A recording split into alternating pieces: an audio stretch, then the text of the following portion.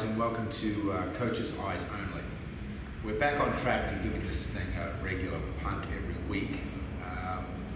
What I'd like to talk about today is what I consider to be essential elements of high-performance coaches or characteristics that they all possess.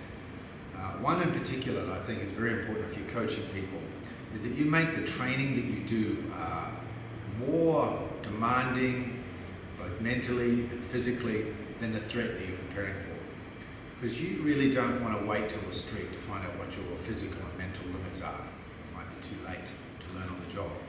So, without it being like Animal Day every day and people getting injured and, it's just brutal, it's as much a case of training physically hard, but also the way you talk to your students and the way you get them to understand the threat and to understand that visualization is an extremely powerful tool, and that when you get a moment to sort of sit quietly and go through scenarios in your head, what if this happened, what if that happened? It's not the same as training, but it's bloody close. And it means that you can go through a whole bunch of scenarios where you're under extreme threat or under duress and figure out ways to work your way through it based on the strategies you've learnt on the mat and how to employ those tactics. And that way, you're going through a very powerful learning process.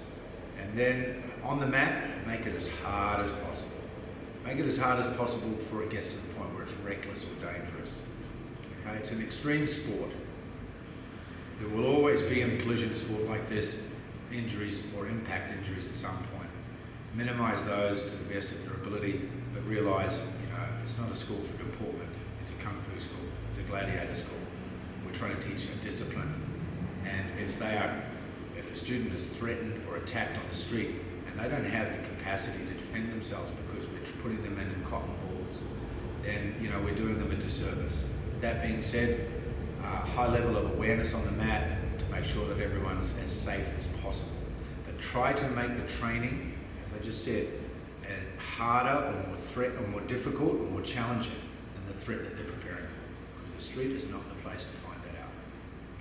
Another characteristic is, for coaches, is very, very important, is to learn and develop as a coach faster than your athletes. Okay? So you need to be continually reinventing yourself. Okay? Success is a moving target. So you need to continually reinvent yourself.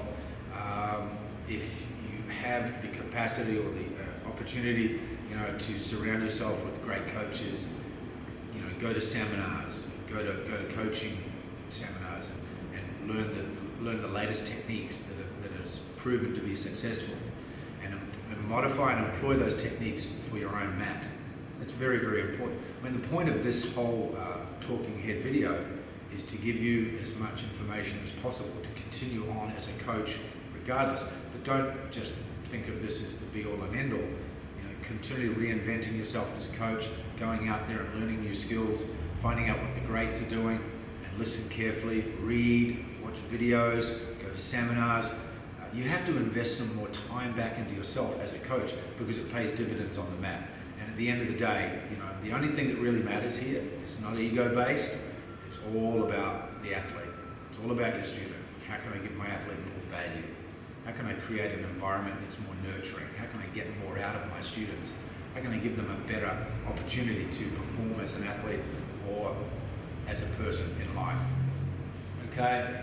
And the third thing I want to talk about is very, very important, and it's tough to do, but this is our discipline. This is our responsibility, is that always coach individuals. Regardless if you've got a room with 10, 15, 20, 25 people, try to engage and inspire each and every individual on that mat as often as you can.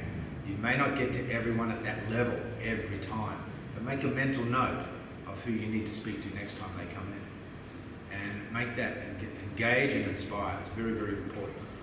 We can kind of be all training as a group, okay, but there's going to be opportunities in any class where you can walk through and correct someone's technique or ask a really powerful question that might get something out of them that they maybe didn't see because it was under the surface, and make that contact as often as you can. That is your discipline as a coach.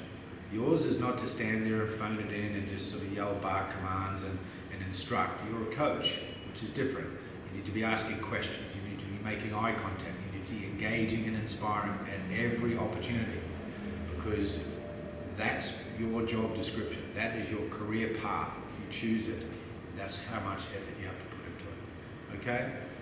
So remember, make the training challenging, equal to or greater than the threat that they're preparing for. Reinvent yourself as a coach. Learn, be continually self-critical, honestly self-critical, and continually improve your skills as a coach. And as often as you can, make contact with each and every individual on the mat. A minute here, a minute there. It's gold for some students. It'll just be, it'll be just what they need to get them to that next level. And that is what our job description is. Okay. Have fun on the mat. See you soon.